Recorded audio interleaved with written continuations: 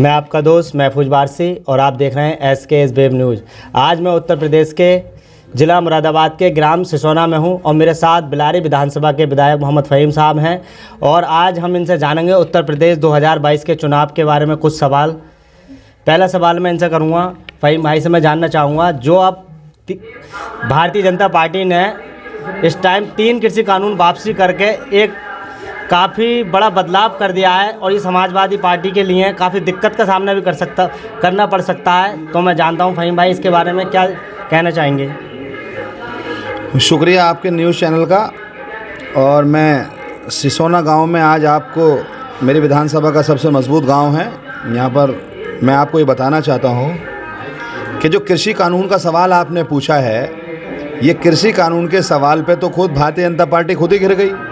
1.5 साल से जो लगातार किसान आंदोलित हैं, किसानों की तमाम मौतें हो गई, तमाम किसान जो है शहीद हो गए। आप गौर करिए, तब इनके नेताओं ने, इनके मिनिस्टर्स ने, इनके सांसदों ने कितनी कितनी गलत बात कही थी। कभी किसानों को जिहादी बताया था, कभी किसानों को पाकिस्तानी बताया था, कभी किसानों को ऐसी बातें कही गई थी जिससे किसानों के दिल में बहुत दर्द है। अब अचानक से जब हालात इन्हें दिखाई दिए कि उत्तर प्रदेश के अंदर अखिलेश यादव जी का जंबे गफीर हिंदू मुस्लिम एकता भाईचारा जो अखिलेश यादव जी के साथ जुड़ा है, जो अखिलेश यादव जी की मोहब्बत लोगों के दिल में है, इंशाअल्लाह ताला 2022 में अखिलेश यादव जी मुख्यमंत्री बनेंगे। तो एक तरीके से इन्होंने ये पॉलिटिकल स्टंट खेला है, जिसको राष्ट्रीय अध्यक्ष अखिलेश यादव जी ने इनकी घोषणा होने से पहले 25 अक्टूबर को अपने मन से कहा था कि ये लोग जो हैं अब धराशायी होने की तरफ हैं। अब ये कोई भी लफाजी और कोई भी चुनावी स्टंट या कोई भी लॉलीपॉप दे सकते हैं। तो ठीक 1 महीने के बाद ये चुनावी स्टंट आ गया।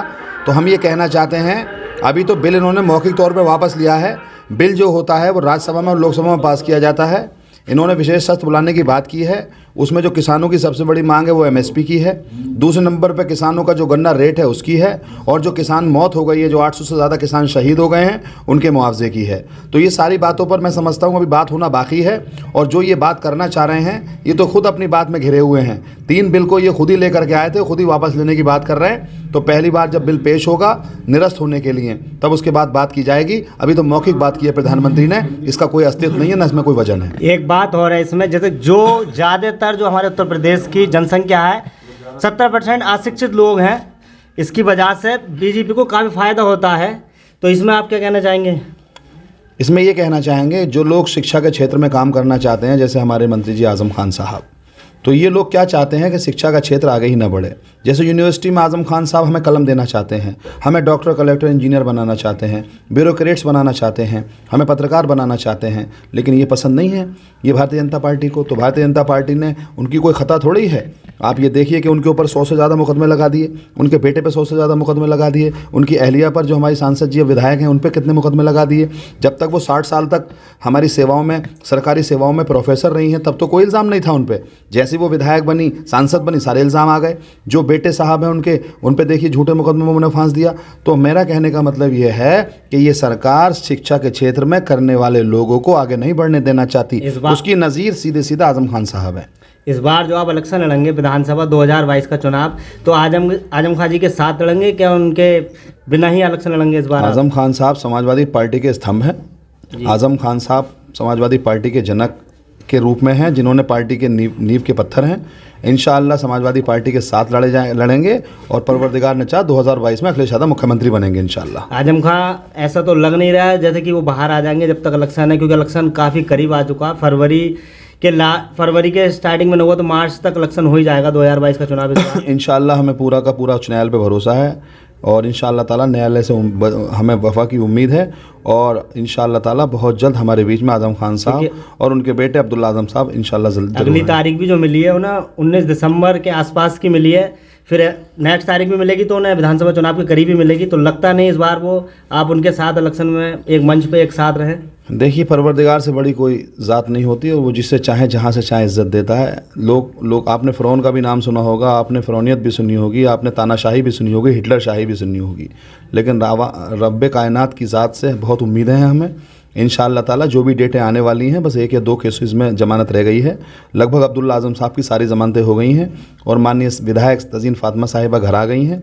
हम उम्मीद करते हैं इंशाअल्लाह इलेक्शन पे आज़म साहब हमारे बीच में होंगे। एक लास्ट और एक आखिरी सवाल और पूछना चाहूँ, भारतीय जनता पार्टी ने एक और नया अपना पत्ता खोल दिया। उन्होंने जो सब्सिडी दी गैस की वो देनी बंद कर दी थी, लेकिन उन्होंने 2 या 4 दिन से फिर सब्सिडी देनी शुरू कर दी है। 273 रुपये की सब्सिडी इस बार आनी शुरू हुई है। इस बारे में आप क्या कहेंगे? डीजल पे भी दें, पेट्रोल पे भी दें, मिट्टी का तेल जो गायब हो गया उस पर भी दें, और जो इस वक्त सरिया, सीमेंट, बजरी, बजरफुट है उस पर भी दें, जो 200 रुपये सरसों का तेल हो गया उस पर भी दें, आलू पे दें, जो तमाम दालें हैं उन पे दें, जो तमाम महंगाई की मार मड़ी पड़ी है उस पर दें, जो कोरोना काल में लोगों की मौत हो गई उस पर मुआवजा दें, जो तमाम मुआवजे के जो कोरोना काल के बाद हमने महंगाई झेली उस पर हमें सब पूरा उठा करके देखेंगे। पूरी महंगाई से लोग त्रहम त्रहम मच गया। डेंगू पे जो लगातार मौतें हो रही हैं उस पर सब्सिडी दें, उस पर मुआवजा दें। ये सब एक तरीके से चुनावी स्टंट है। लोग बहुत परेशान हैं। जो सिलेंडर इन्होंने दिए थे वो 1000 रुपये का सिलेंडर अब हुआ है। अगर 200 कुछ रुपये की सब्सिडी दे रहे हैं तो उसके बाद भी तो 750-800 रुपये का सिलेंडर पड़ेगा। गौर करने की बात यह है कि आज हमारा प्रदेश पूरी तरीके से भुखमरी की कगार पे आ चुका है। हम कोरोना काल झेलने के बाद तमाम तरीके की हम लोग इस वक्त बहुत परेशानी के आलम में हैं। बेरोज़गारी हमारे चरम सीमा पर है, कारोबार हमारे ख़त्म हो गए, पेंशन इन्होंने बंद कर दी, इन्होंने पूरी तरीके से हम लोगों को रोज़गार के क्षेत्र में ख़त्म और तबाह कर दिया। अब ये लॉलीपॉप देना चाहते हैं, लेकिन आवाम इन्हें समझ चुकी है और आवाम की आवाज़ नक्कारे खुदा होती है। इन्हें अर्श पे बैठाना जानती है तो फर्श पे भी लाना जानती है। अब 2022 में अखिलेश यादव साहब को उत्तर प्रदेश का मुख्यमंत्री बनने से इंशाल्लाह कोई नहीं रोक सकता। पूरी उम्मीद है आपको 2022 में आप पुलवामा मुफ्ती के साथ सरकार बनाएंगे? सरकार इंशाल्लाह बना रहे हैं हम लोग और सरकार बनने वाली है। आपने देखा होगा तमाम छोटे छोटे दलों के साथ राष्ट्रीय अध्यक्ष जी ने समझौता किया है, उसमें सब लोग एक साथ हैं। देखा होगा आपने किस तरीके से जंबे गफ़ीर था राष्ट्रीय अध्यक्ष जी के रथ में, किस तरीके से सुबह का रथ जो गाज़ीपुर से चला आज तक आपने देखा होगा कि पूरी रात चला। उसके बाद सुबह 4 बजे तक जो है रथ में लोगों ने, हज़ारों और लाखों के लोगों ने अखिलेश यादव साहब का स्वागत किया, खैर मकदम किया और ये महसूस करा दिया कि अखिलेश यादव जी आप अकेले नहीं हैं। उत्तर प्रदेश के हिंदू मुस्लिम एकता भाईचारा, अति पिछड़े और अल्पसंख्यक सब लोग आपके साथ हैं। आपका ओवैसी जी भी तो खेल बिगाड़ सकते हैं। 2-2 हज़ार 3-3 हज़ार वोट ला के यूपी में इलेक्शन लड़ने को कह रहे हैं काफ़ी सीटों पर 2-2 3-3 हज़ार वोट लाकर अखिलेश यादव का भी खेल बिगाड़ सकते हैं, क्योंकि वो अपने आप को मुस्लिम हितैषी बताते हैं। बिहार का चुनाव लोगों ने देखा है और उसके बाद बंगाल का चुनाव भी देखा है। बिहार में जब बटे थे तो हार गए थे और बंगाल में जब जुड़े थे तो जीत गए थे। तो लोग एक तरफा वोट करेंगे। आवाम सब समझती है। अब आवाम महंगाई के नाम पर, विकास के नाम पर, ईमानदारी सच्चाई के नाम पर और जो तमाम लोग परेशान हैं मौतों के नाम पर, कोरोना में बर्बादी के नाम पर अखिलेश यादव जी को विकल्प मान चुके हैं। अब कोई भी और दल अगर आ रहा है या आएगा उसको सब समझ चुके हैं। सिर्फ एक तरफा फाइट है अखिलेश यादव और भाजपा हारेगी और अखिलेश यादव जीतेंगे इंशाल्लाह। और कोई संदेश देना चाहेंगे आप लोगों को? बस हम ये कहना चाहते हैं कि आवाम से बड़ा कुछ नहीं होता, आवाम ही सब कुछ होती है, आवामी बादशाह होती है। हम लोगों की ना कोई औकात है ना कोई हैसियत है। आवाम जिसे चाहे इज़्ज़त दे, जिसे चाहे जिल्लत दे।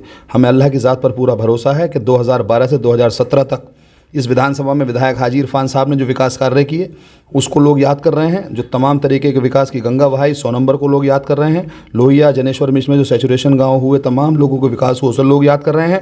विधायक जी का 30 बेड का अस्पताल याद कर रहे हैं। विधायक जी की सड़कें याद कर रहे हैं। अग्निशमन केंद्र याद कर रहे हैं। विधायक जी का तिसाबे की दरगाह का जो पर्यटक स्थल घोषित करा है वो याद कर रहे हैं। बेरनी का शिव मंदिर याद कर रहे हैं।